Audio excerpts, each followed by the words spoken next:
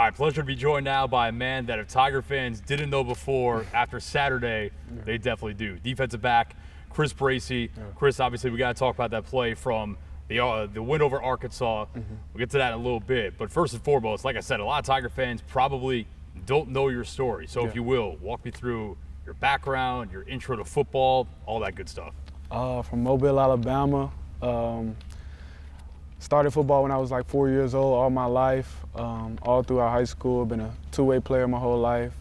Ended up going to UAB, staying there for 2 years, getting hurt my second year, but bouncing back and transferring to Memphis, and it paid off for me. You come from a football family? Yes, I do. Dad, brothers, what is that? Dad played football, my brother played football. Brother's a coach now, but yeah.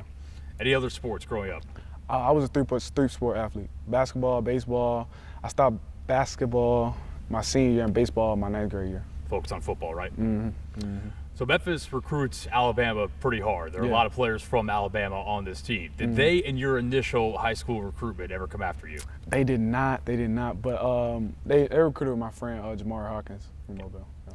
Why UAB initially, other than the fact that obviously it's in your home state? Yeah, really just mostly close to home. Close to where my mom can get to the games, and it's a good opportunity for me to get there and play fast. You dealt with an injury last year, correct? If you will, talk me through that and the recovery and just how difficult that was to sit out games. It was definitely hard coming in game one, leading the team in tackles, game two, getting hurt.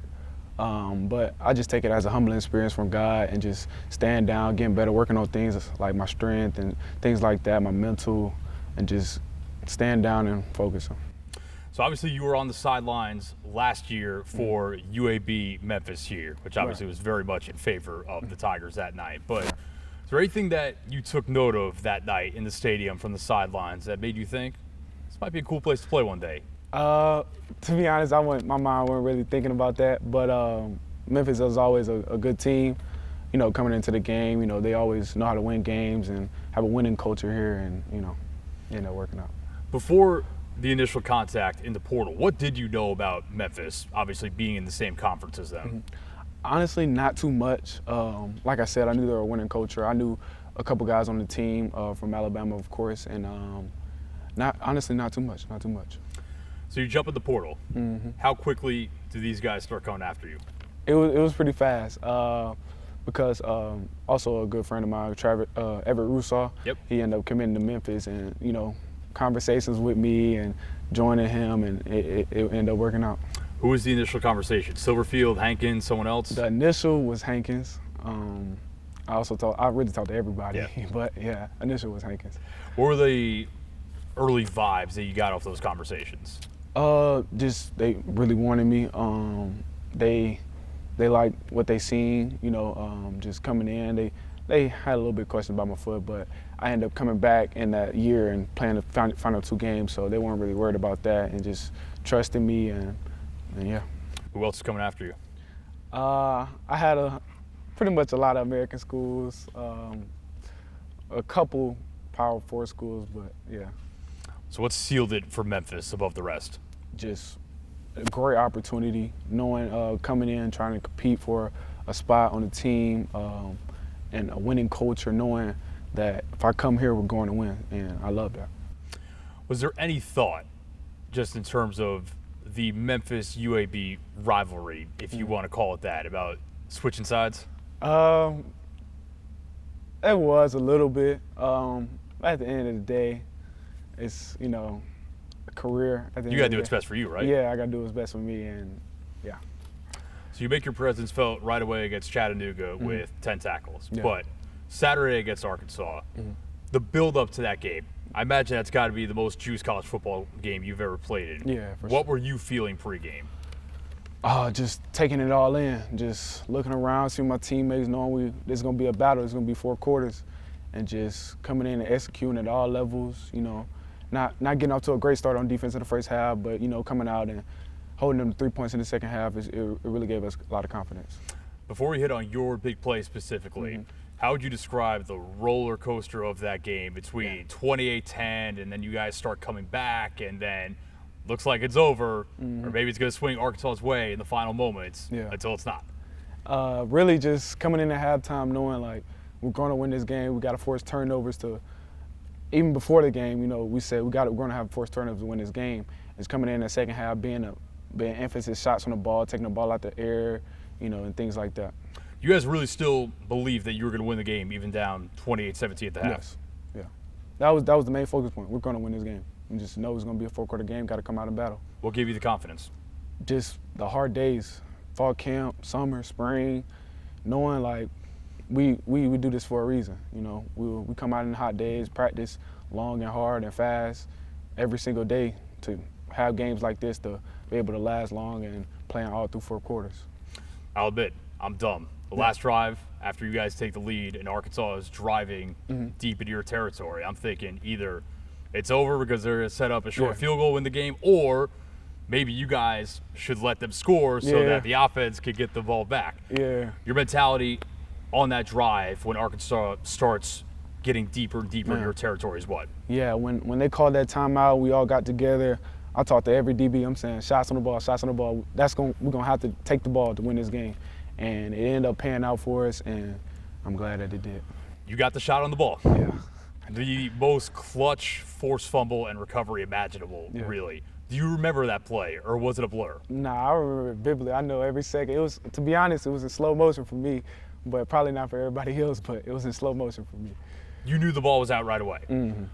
Did you see where the ball was to then recover it right away? When I seen the ball, my head was kind of in a weird position, and that's when I truly seen it, hearing the crowd go crazy. But I knew I got a punch on the ball, and just seeing the ball there, and this is really my opportunity to go grab the ball, change the game, and yeah.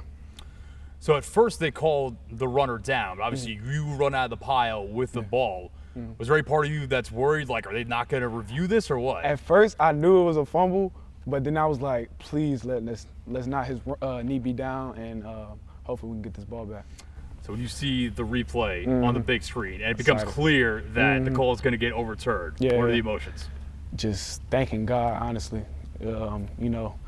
Just coming in each and every day, working hard work paying off, conditioning, catching jugs after practice, doing all those type of stuff, hard work and paying off, and it was a blessing, to be honest. I know you got to move on pretty quickly to the next game, but do you take any time that night to think? I mean, that is quite literally the only play likely, other than a blocked field goal, that wins the game for you guys in that scenario. It does not get more clutch than that. Does that run through your mind at all that night? It definitely did a lot. I probably replayed that moment 1,000 times in my head. I probably watched the play about 100 times in my room. But it was definitely a crazy moment. Probably won't be one of the biggest plays in my career. Hopefully I can make more plays like that. But it was definitely a huge moment. Is that, it's called, I guess, the peanut punch in football after Peanut Tillman, the old defensive back for the Bears. But is that something that you spend a lot of time working on, or? Yes. Each and every day in practice, we gotta at least have 3 guys touch the ball, shots on the ball, shots on the ball. They harp on that each and every day in practice, each and every defensive period, going against the scouts, going against the offense, and just having shots on that ball. Biggest win of your football career? Yes, biggest win, yep. And I know you said that you guys are taking it a week at a time, but you admitted pregame. I mean, it's huge for this group, and I want to hit on the newness of the group in a second, but taking down an SEC team like that with the comeback you guys pulled off, what does that do for this group? It gives us a lot of confidence, just going in each and every week, knowing that was an SEC team, but at the end of the day, we got to get better and better because we can face bigger and faster and better teams down the road, and we just got to keep getting better each and every day.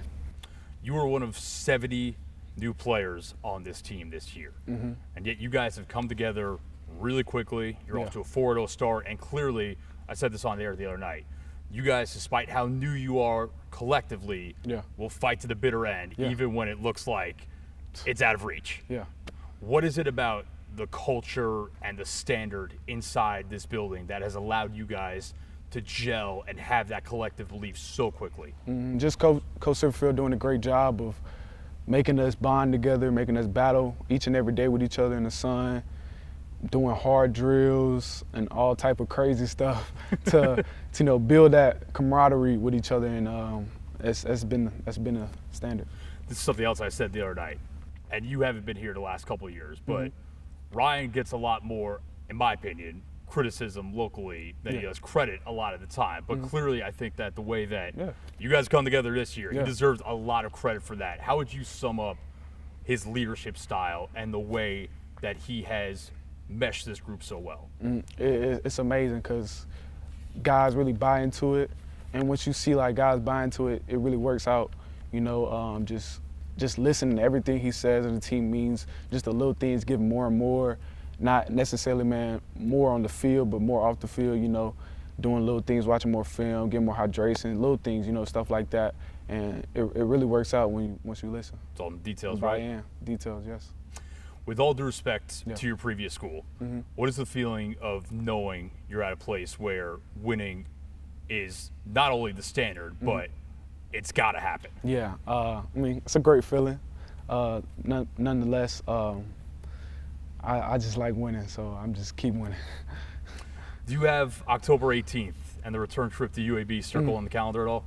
It's definitely a game in the back of my head. I'm going to take it week by week, but it's definitely marked on the calendar for sure. Have you ever lifted the Battle for the Bones trophy since you've been here? I have not. I have seen it. I don't want to touch it yet until I win. I made that goal in my mind, but I'm ready for that moment. Is that something that you noticed the last couple of years when Memphis was the one lifting that trophy? Yeah, I did. I know it's week by week. Right. What's possible for this team this year? Sky's the limit. We just know that we got to get better and better each week, 1-0, but sky's the limit. I mean, goal is the conference championship, and we're getting into conference play, and if we do our job, and, you know, sky's the limit.